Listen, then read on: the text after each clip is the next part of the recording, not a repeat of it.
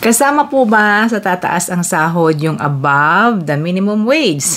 Kasi nagbigay tayo ng balita na sa British Columbia ay tumaas na ngayong month of June at naging 17.85 na ang minimum wage ng BC. At ang isang tanong ay, paano po yung above the minimum wage na kailan tataas ang sweldo? Okay. Hindi po automatic na pag nagtaas ang minimum, may tataas din ang above the minimum. Depende na po sa employers.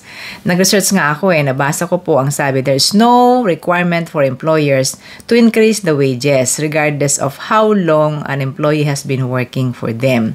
So guys, depende sa employers ninyo kung kailan sila magtataas ng inyong sweldo. May mga employers naman po na taon-taon ay nagtataas or maaaring higit pa dyan. Kung unionize naman ang inyong pinagtatrabahuhan, may period of time pong tataas kasi meron ng agreement yan with the management. At bukod doon, may mga bargaining pang ginagawa sila. Ayun, so we're just hoping na sa BC, dahil tumaas ng minimum, sana mga ibang employers magtaas din sa mga hindi minimum ang pasweldo or mas mataas sa minimum.